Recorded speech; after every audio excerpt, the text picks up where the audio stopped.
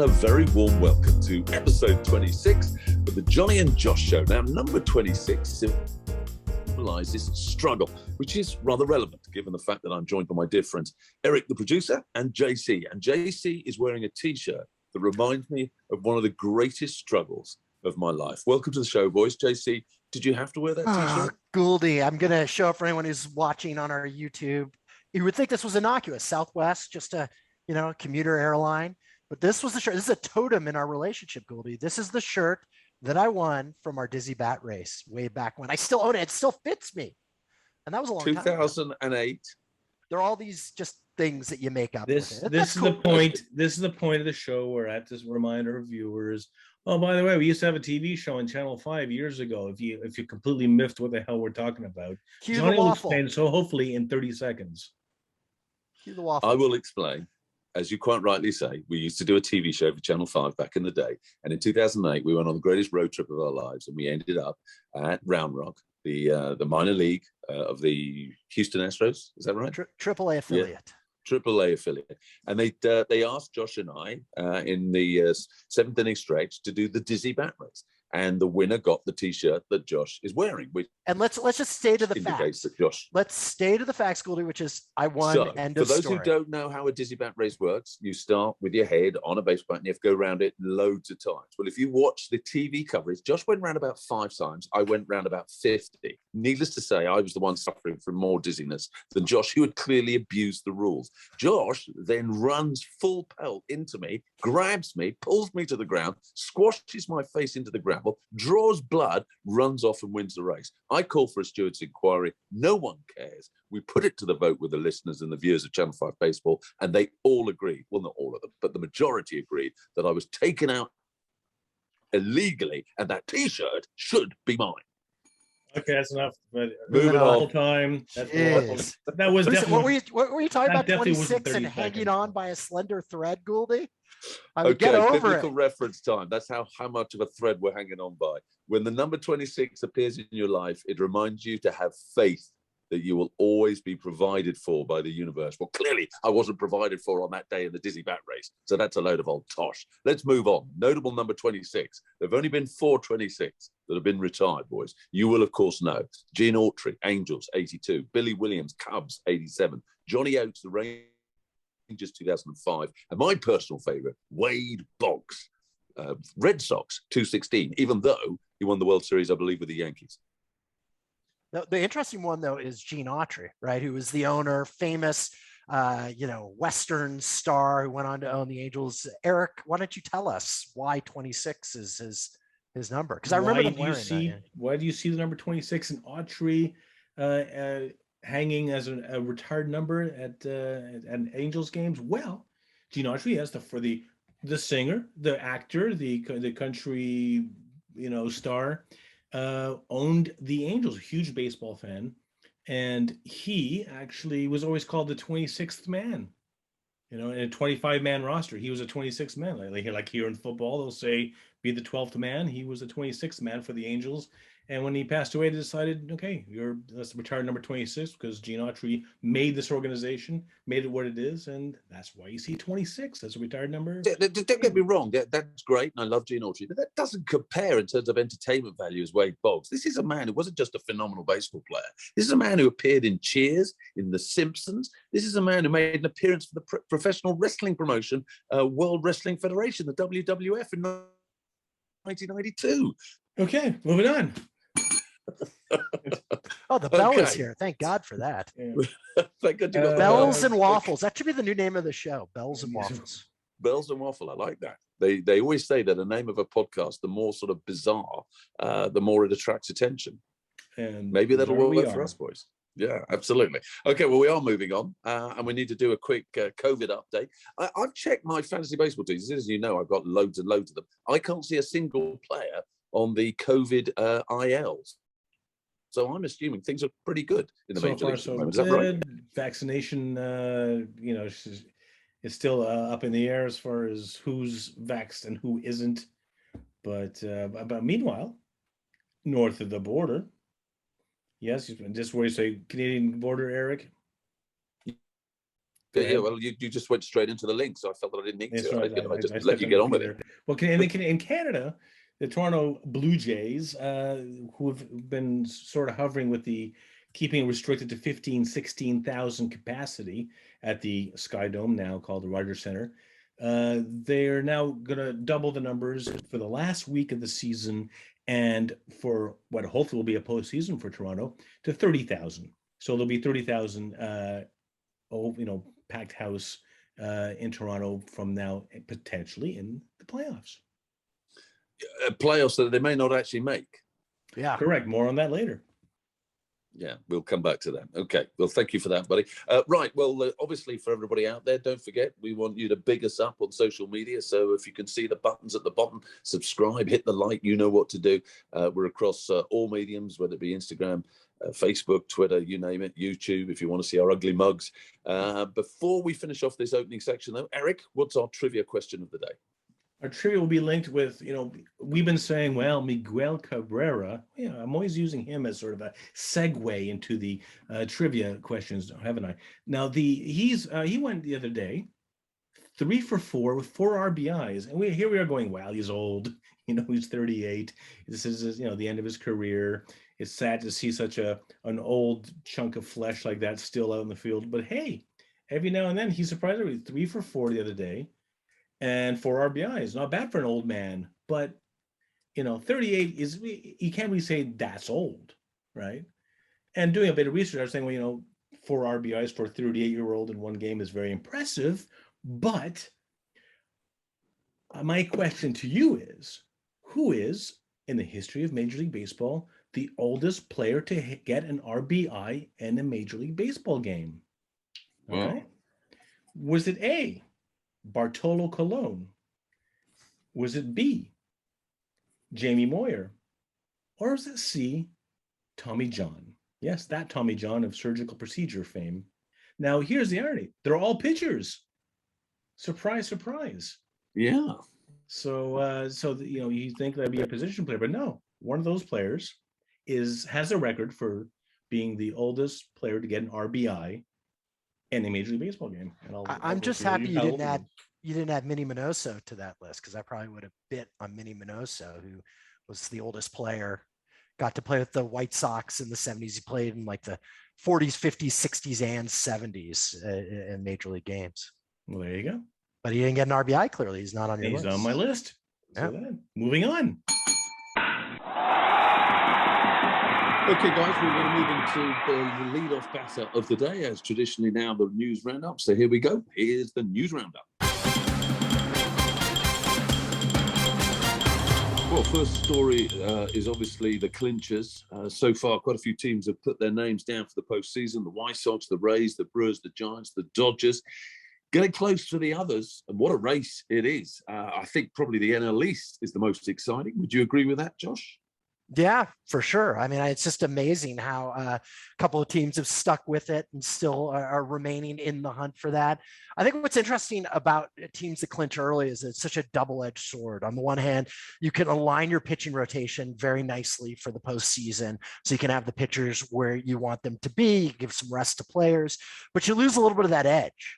So if you get in there and you end up in the one game sort of playoff, it's not so good. So, winning the division, being able to get into the longer series, you have to really balance that. And I think that's the difficult part about the early clinch. But lucky for the Dodgers, the Giants, they're still in a race out there in the West. Here's one stat, though, for you guys. I just want to focus on the East. Just one moment. This when I looked into this afternoon, it stunned me. So the Atlanta Braves don't have the greatest record considering they're leading the division. 532 is their winning percentage. And yet, of the 72 losses they've recorded this season, you're not going to believe this, 46 of the 72 were 1 or 2 run games. And 29 of that 46 were 1-run losses. So they've been unbelievably close in so many games to winning. You compare that to anybody else, I can guarantee you they're nowhere near. So, but that's not a positive sign, Goldie. That's a negative sign, right? No, absolutely. It depends on how you see it, but I agree that they're in those clutch situations, they're not delivering. I agree, that's a negative. But on the positive side is they don't need to improve an awful lot to win games that they were losing prior. It's such a mental part of the game to lose by a run. I'll tell you, that you can't push it across that often. It starts getting in your head that when you get close, I think there's a big psychological element to that, and one to watch that they have to get over. Yeah. And just as a matter of interest, what is your tip out there in the West? Because it just never ceases to amaze me that the Giants continue to hold off the juggernaut that is the Dodgers. They lead by 2 in the division. They got a .652 winning percentage. It's the best winning percentage in the National League. In fact, it's probably the best in the whole of the major leagues, isn't it? Yes, it is, by quite some margin. I mean, what a season for San Francisco. Again, the West is nothing how we expected it. We expected the Padres to be there battling the Dodgers, and here the Giants have had one of the most enjoyable and fascinating seasons we've seen in a long time. I've said it before, and I hate to be a broken record, and it feels like I'm just on the easy side on this, but I do think the Dodgers, whether they prevail in the regular season, they're the better team for postseason. But do you not think, and this is really key with regards to postseason possibilities elsewhere, do you not think if the Giants can hold on and win that division, and they're 2 games ahead with a week to go in the regular season, then the Dodgers are in a 1-game wildcard playoff, and we all know how dangerous and how much of a crapshoot that is, and that could be a problem, particularly since they're obviously going to be face off against the Cards, who are in a 15-game win streak. Well, I mean, 2 things to that. One is I think the Dodgers have already announced that Max Scherzer would be the pitcher for the 1 game, and if you're going to have a 1-game situation this season, and particularly how Scherzer's pitched came over the Dodgers, that's what you want. And I know we're going to talk more about the Cards, but I would almost get worried when you get this far along in a winning streak, because it's bound to end and there's bound to be a hangover from that. And yeah. I just wonder whether some point this week they're going to hit a little bit of a speed bump, and then all of a sudden they're going to not be the team that they have been, because the momentum will slow very quickly. Okay, well, let's move into that then, because I've just mentioned the Cards, and obviously at the moment they seem unstoppable. 15 games in a row. Erik, am I right in saying that's a franchise record? It's a franchise record, and at the time of this recording, is currently 1-1 for the Cardinals in their game in the 4th inning. So it could be potential by the end of this show being recorded, they could be on a 16-game win streak and just extend that record. It's ridiculous. What's been amazing, if you followed those games, there've been a lot of late inning heroics, a lot of comebacks. They've been the definition of gritty during this run. But you look at the rotation, and can John Lester continue to be valuable? Wainwright hasn't been quite as good recently. He's had a couple starts that aren't quite as good. You're relying on J.A. Happ. I think this is just fantastic to watch and wonderful right at the end of the season, but I'm not convinced that they can carry that over into the postseason. I 100% agree, but it never ceases to amaze me that the Cardinals just seem to get the job done when it comes to making the postseason, whether it's being successful in the postseason. Their ability to just do enough to make it is slightly annoying, if I'm brutally honest, as a Braves fan, but also incredibly impressive. And just to add on to these clinchers and all the teams are eliminated at the moment, my prediction of a Bay Area World Series is looking unlikely, but still not impossible, might I add. And my thing about the Cincinnati Reds being a pleasant surprise and potentially getting to the playoffs, very unlikely, but not impossible, might I add as well. Thank you very much. But you know what, Erik, I do tip my hat to you, because you go on the ledge more than the rest of us. Like, you really do go out there, and you're wrong. You fall off the ledge, you crash into the rocks below, but you get there, and there's a lot of respect for that, my man. Oh, thank you. Well, the Reds are 6 games back from the Cards in the wild card, which, given the fact that I think there's only 7 games left, I think their error mark is 2. So I think we can say, not impossible. It's not impossible, but they're pretty much out of the running. As for Oakland, for your other tip, they are 4 games out, and they've got 2 teams above them. Toronto and Seattle are ahead of them. So again, it's not mathematically impossible. And we haven't talked about Seattle making a run too, to get into the picture at least. They were very frustrated with some of the trades at the trading deadline. I know some of the players were, and you wonder if they had have been more aggressive, more buy instead of sort of a bit buy, bit sell. Maybe they would have been even a little closer. Does that bode well for next season for Seattle Mariner fans? I think so. I think that they do have some young talent there. I think that it's a nice mixture of skill there. the West, it's really about Houston for the most part. Everything kind of runs through Houston. The team I'm curious about next year are the Angels. What happens with Ohtani? If you could just have an Ohtani and a Trout and go out and get some proper pitching a little bit more, that team just feels like they should be better. And Rendon being healthy. That's the thing. They shut down Trout for the rest of the season now, by the way. So yeah. That's an absolute killer machine. Okay, well, let's talk about one other side. An interesting story associated with the Blue Jays, who are 2 games out in the wild card, having made a real charge. They've gone a little bit off the boil. And the Yankees now and Boston sharing the lead in the AL wild card. And there's this great story of the Blue Jays plonking Kevin Kiermaier in their matchup with the Rays. And it was supposedly all about a controversy about they stealing the scouting card. I saw the video footage. And how Kevin Kiermaier, I think he was coming in trying to steal a run from home plate, didn't make it, got tagged out, and in the process, the catcher dropped his scouting card, which he then picked up, put in his pocket, and was filmed sort of handing it over to one of the coaches. He then denied it. I mean, what's this story? Do you know this story, Josh? Yeah, I mean, it's a little ugly. So one thing that's become common in baseball now is that catchers, you'll see them, they'll have a sweatband, and inserted in the sweatband will be either data about the hitters, sort of hot zones, cold zones. Sometimes it'll be information about changing signals. So with a runner on second base, how you're going to change signals. So it's sort of a cheat sheet for them, and has some details that can be very valuable if the opposing team gets it. I sort of bought Kiermaier's claim that he keeps a positional chart in his back pocket. I mean, everyone has these cheat sheets now for various reasons. And that after you slid, maybe it comes out and you pick it up. Maybe that's reasonable to believe. It passes the red face test. But he clearly found out pretty quickly what it was. And then the question is, what do you do? I mean, you're a competitor. You're walking to the dugout. Do you turn around and say, hey, I didn't look at this and give it back? Or do you try and use it? Again, in baseball, the mantra has always been, it's not cheating unless you get caught. And so really, if you had called the coach out of the dugout into the walkway to the clubhouse and handed it to him, probably would have gotten away with it. But it was the fact that he got caught that really caused him. And then the second corollary to what I said before is, always worse than the act is the cover up. So what's annoying about Kiermaier is that he then tried to sort of mealy mouth it a little bit about, I didn't really do anything. Him getting hit, that's the unwritten rules of the game. It's not surprising that happened. He was a bit pissed off about it, but that doesn't surprise me. And the pitcher and the manager ended up getting a suspension. So it seems like justice was meted out across the board. It's abundantly clear he goes into the dugout and very surreptitiously sort of hands it over to one of the coaches, which if you didn't know what it was, why would you be doing that? So it's abundantly clear to me he knew exactly I think he ultimately admitted that he knew what it was. And then when he got back, you've got the advantage. 100%. Okay, moving on.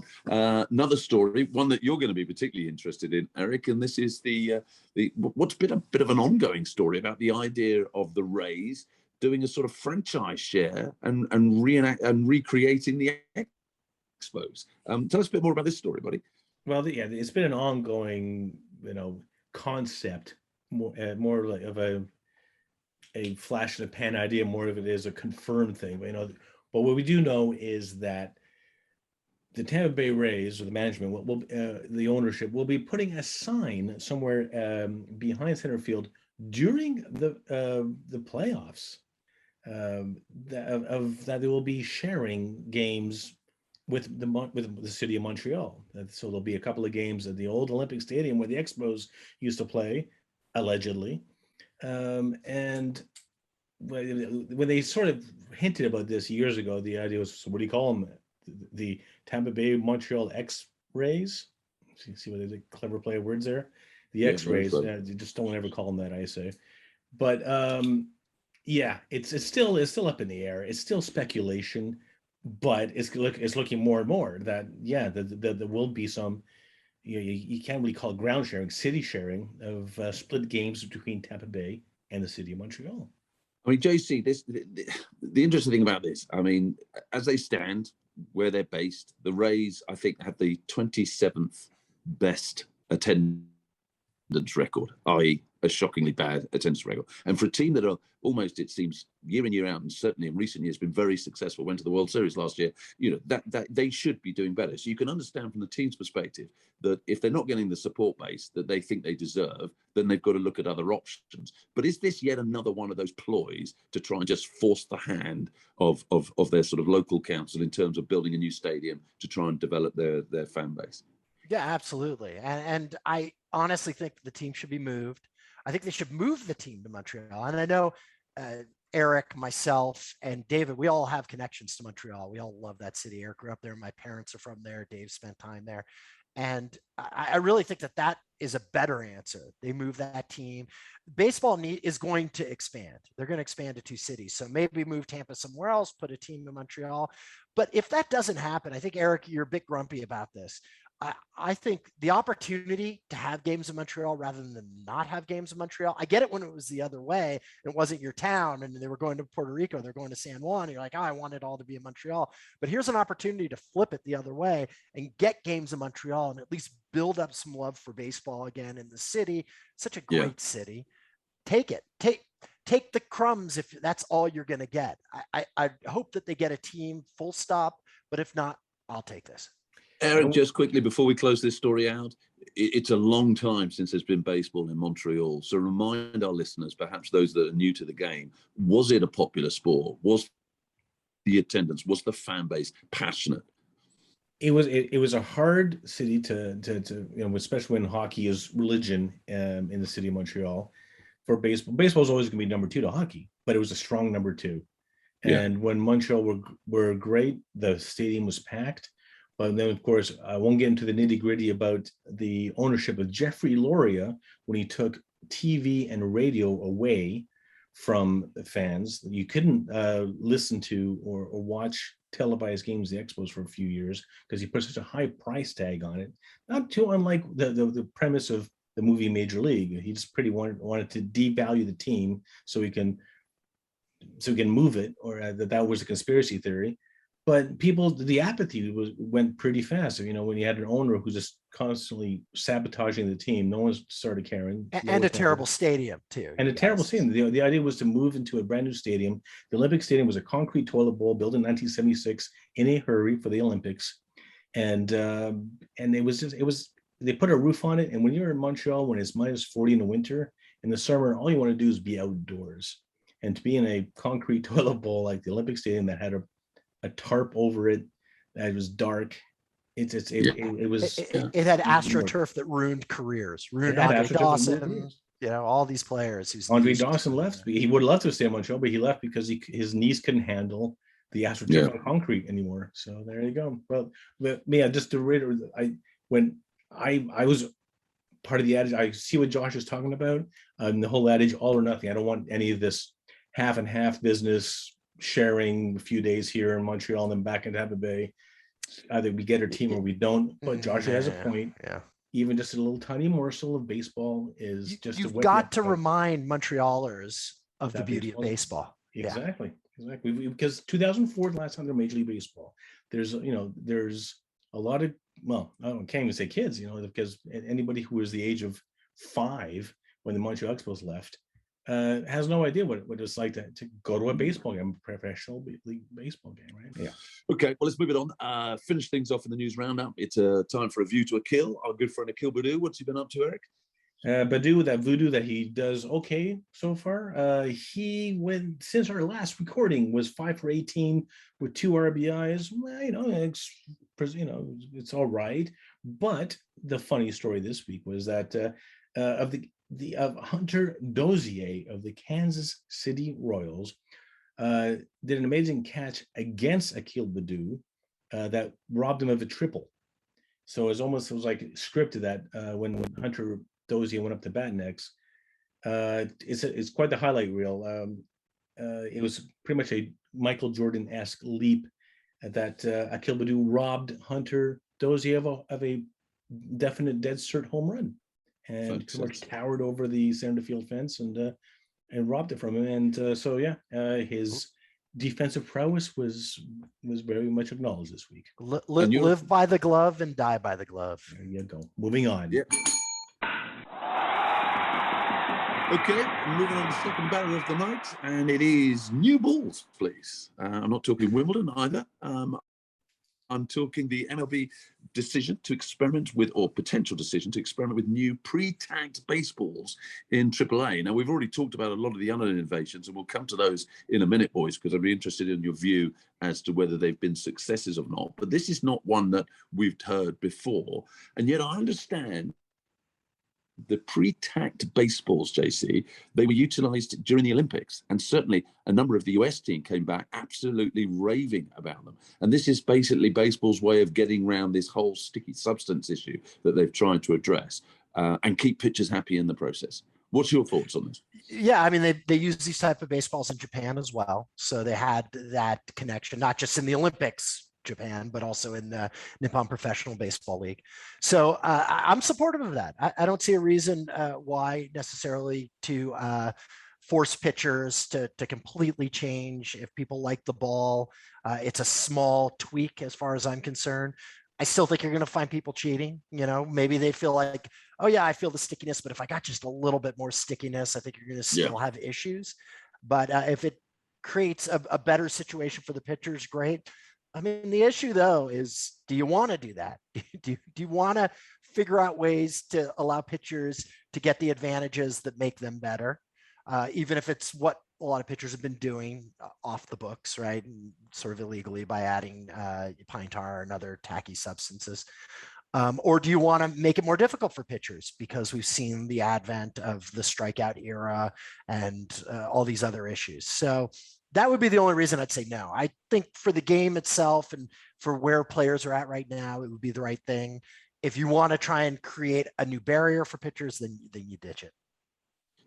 I mean, when we talk about the sticky substance issue, you only have to look at the number of no-hitters. What did we have? I think we had 7 by June, which was just off the charts.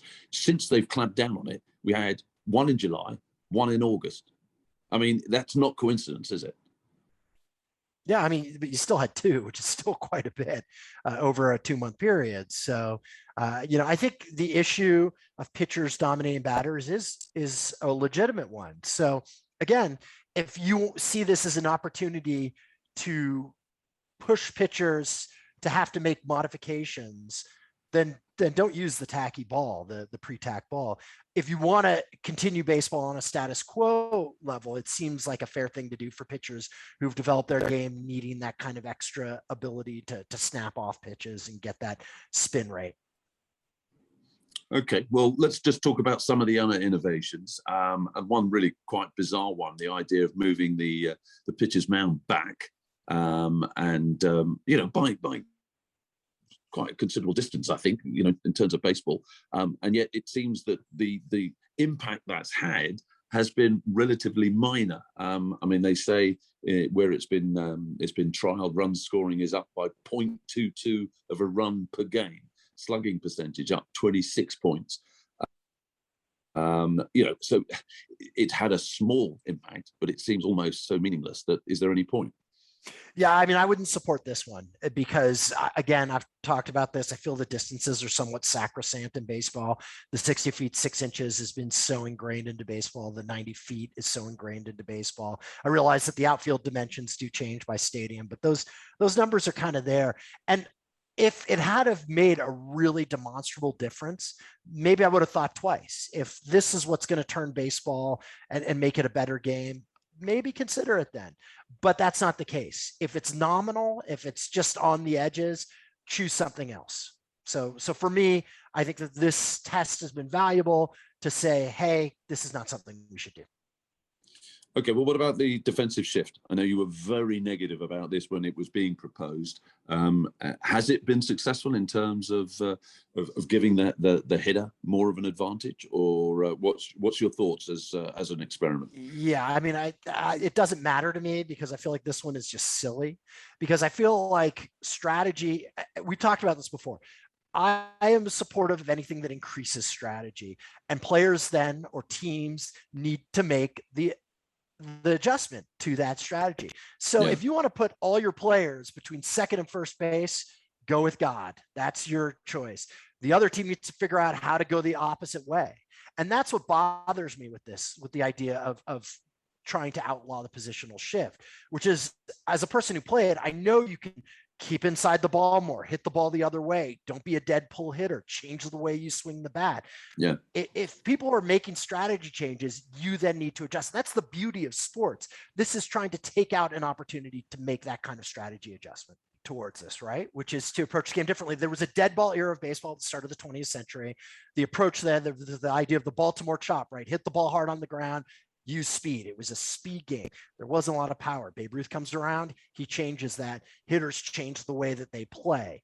So we've seen this before, that players have the ability, and maybe for some of them that scares them, right? Because they've learned launch angle and this is all they can do. And they're not the type of hitters who are going to be contact first, who can hit to all fields.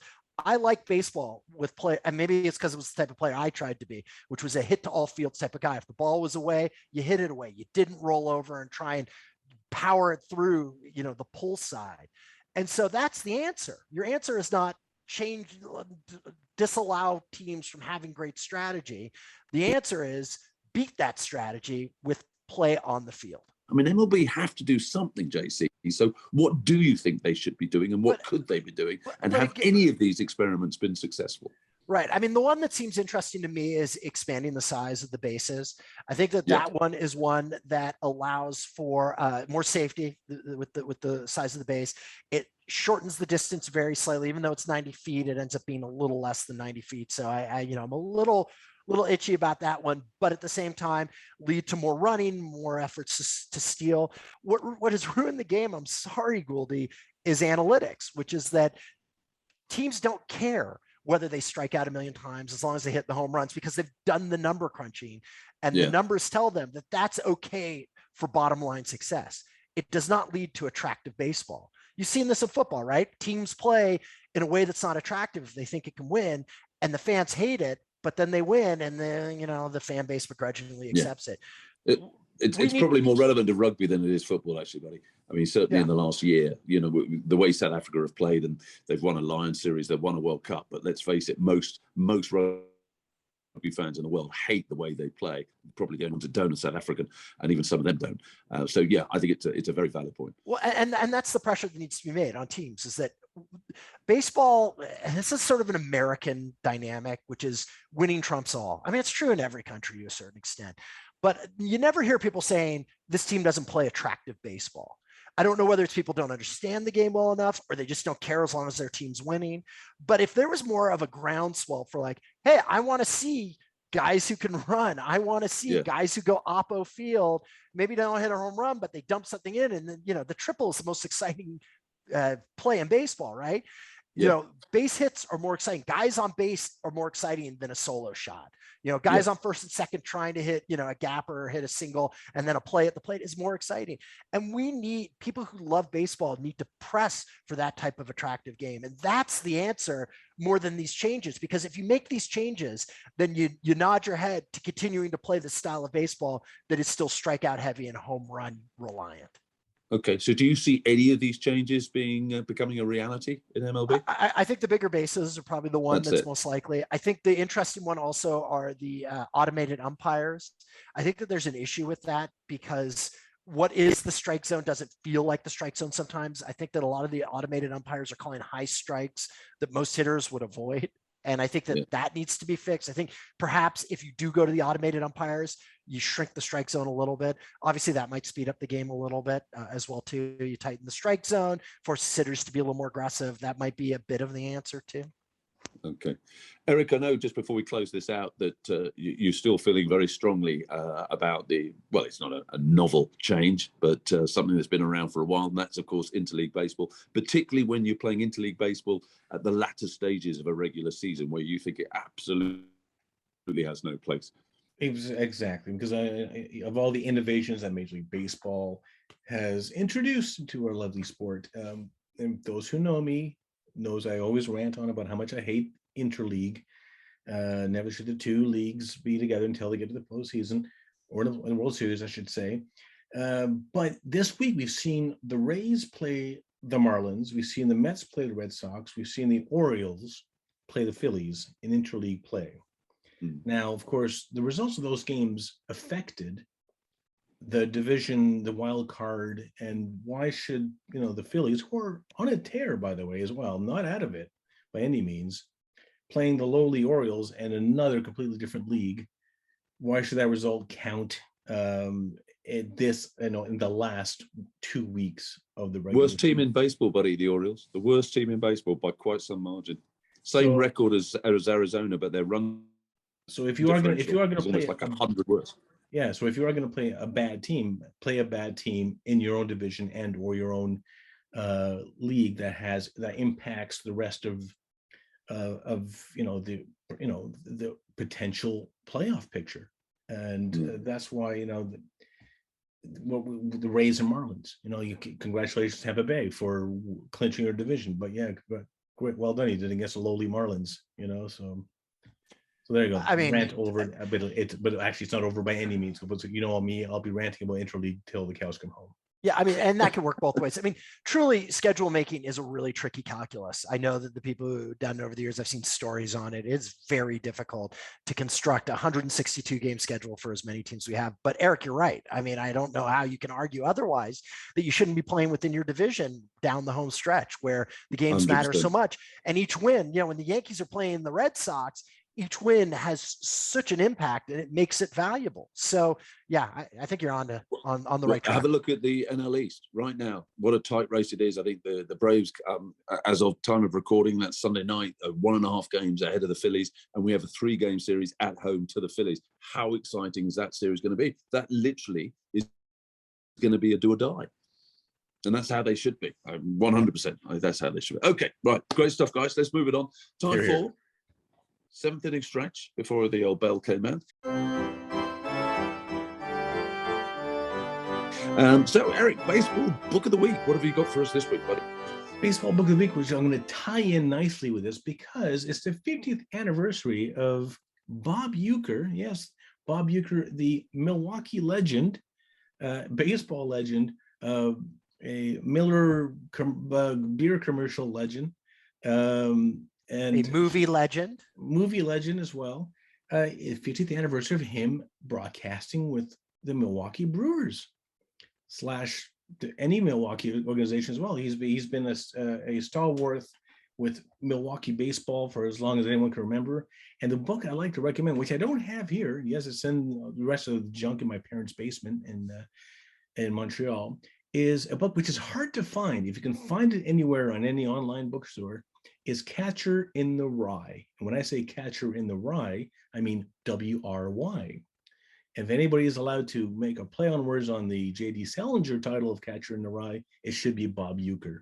So that's my baseball book of the week, if you can find it anywhere, because it's out of print, it's out of circulation, but Catcher in the Rye by Bob Uecker, his autobiography, one hell of a funny book, and I can't recommend enough. But I just looked at the Amazon report on it. A good chuckle, if not an outright laugh. Yes, every paragraph. And how much is one for? Something like $50. He is innately funny, and if anyone's seen, I'm sure everyone, most of the people who are listening to this have seen the movie Major League. He improv'd a lot of those lines, just a bit outside, and all those great lines in that film that were a key reason why that's one of the great baseball movies. Exactly. Can't agree more, buddy. Can't agree more. Okay, what's our cultural reference this week, Erik? The cultural reference, okay, now bear with me here, because I'm going to add on another baseball book here, which will tie into movies. Because one thing you can find online is the Grays Sports Almanac. Now, for those of you who are familiar with Back to the Future, or actually, I'll take that back. Those who are familiar with Back to the Future 2, where Biff gets the Grays Sports Almanac from 1950 to 2000, where he goes back in time and steals a DeLorean and bets on everything, baseball and horse racing, everything, and builds his billionaire empire thanks to the stealing the Grays Sports Almanac.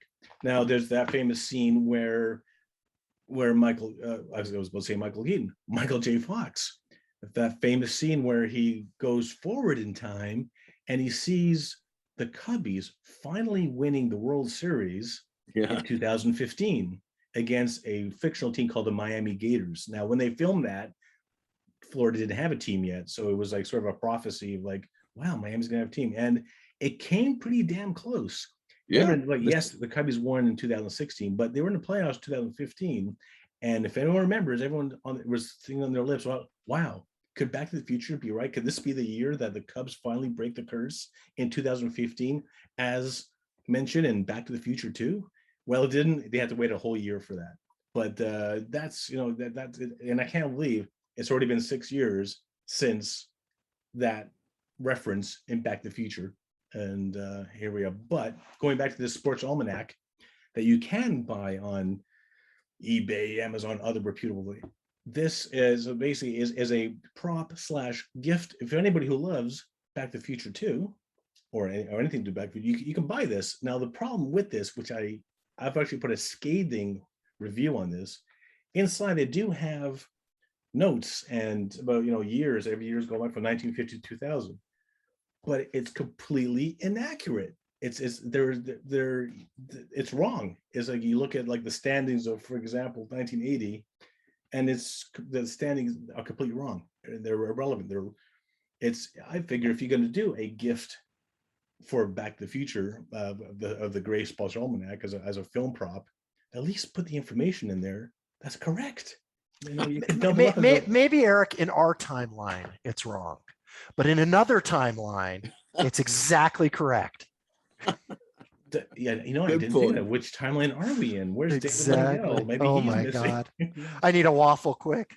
Absolutely. But there you go. That's for those of you who remember that famous scene in Back. So that's my reference of the week. I have to say, boys, that was always my dream. I always thought that how good would that be to have a sports almanac that told you all the winners in every sporting event, every horse racing event. I mean, that would just be the ultimate. Honestly, Goldie, that speaks vibes to you. Like your dream is self-enrichment through gambling, as opposed to like being able to save the world, solve climate change, whatever. I want to win the sports. I could do all that once I had the money. So yeah, it's all part of it. I'm sure that's how you would have spent it. So Erik, put us out of our misery. Have you got any music this week? If you say no, no music this week. I figure I'll save the. There's lots of music out there, and I'll save it for next. You do the swan song next week for the end of the season. Fantastic. That's true. Fantastic. Yeah. Okay, thank you, boys. Right, let's move it on. We're nearing the end. We got the mailbag. I've got a couple of very quick questions. Hold on. I got a couple of trivia. You got to do some trivia.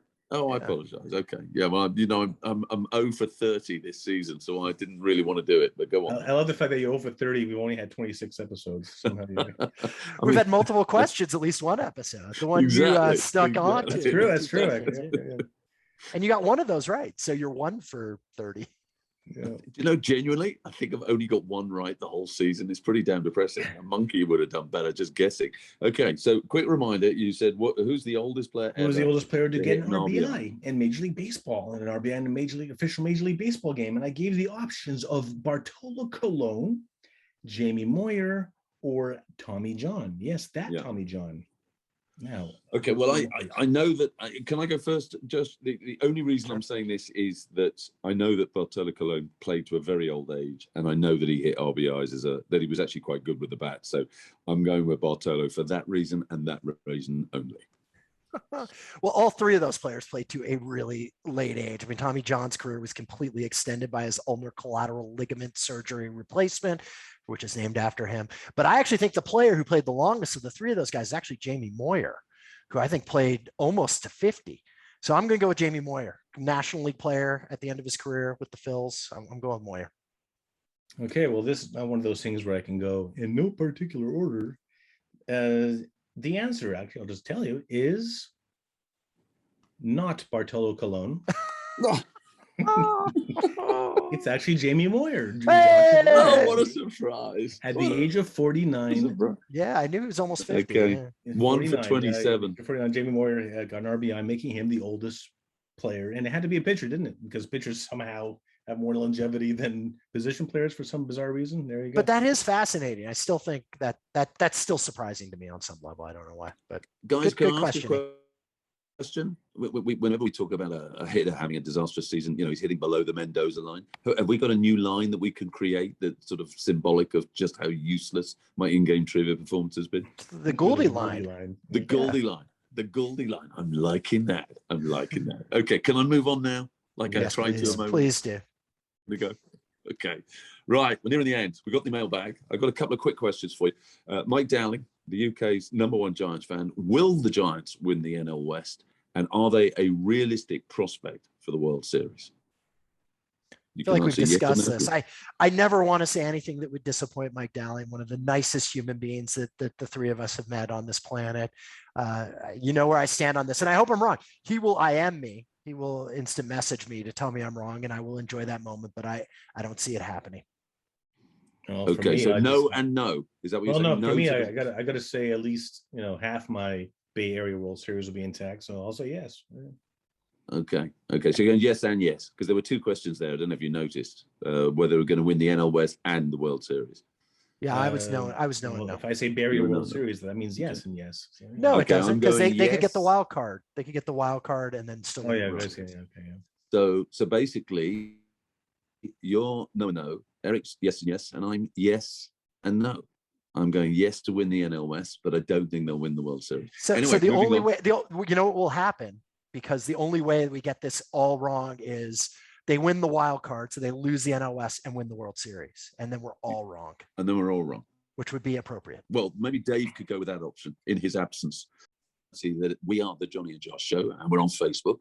We're also on Twitter at Jonny and Josh, and we'd love you to subscribe and like if you haven't already done so. And if you have, then make sure you tell your family, your friends, and big us up big time on all the social medias. In addition to the Jonny and Josh Show, of course, we've also got a few other podcasts out there. I'm doing a fantasy baseball podcast called Behind Home Plate. On Twitter, that's at BHP Pod, with the fantasy baseball legend that is Mr. James Holden. We'd love to have your company on that. That comes out once a week, midweek. And of course, part of the stable, the Nat Coon Show, and that's at the NC Show on Twitter. So do check that one out as well, all part of the Ted Fred stable. We're on Twitter, we're on Facebook, we're on Instagram, on YouTube. You can see the buttons at the bottom of the screen, so get pressing and be a part of the family. Well, that's it for us from episode 26 of the Jonny and Josh Show. What you got to look forward to this week, boys? Anything exciting? I leave on Wednesday to go to Cleveland, Ohio to play in the second leg of the pretrial qualifiers for Olympics. A long shot, but I like our opening game. So I think it's anything can happen. Sport, right? Right, Goldie? Josh might be the Winter Olympics, everyone. You never know. I would not put a single pence on that one. Well, now he's in the pre-trials of the qualifier for the qualifier. So no, just the pre-trials for the qualifier. There's no second qualifier after this there, buddy. I know you're trying to make fun. I want to see you in Beijing in 2022. Thank you very much. No, if I make it to Omaha for the trials, that would be beyond. I just honestly, if you want to, we're talking way too much about this, but if I want to win a handful of games here and set us up for a chance to go to nationals next year, which we'd have to qualify for. So, I am busy this week, by the way. Thank you very much. I just finished doing I'm doing the London Marathon next week, by the way. You're running it. Congratulations. I'm doing the London Marathon. Yeah. Well, filming it or running it? Yeah, But would it be hilarious if Eric's by the side with a camera with a hot dog in his other hand as people are, killing themselves to finish the marathon? Guys, thank you very much. Thank you to all our listeners. Thank you for joining us on the Jonny and Josh Show. We look forward to having you company same time next week. Till then, stay well.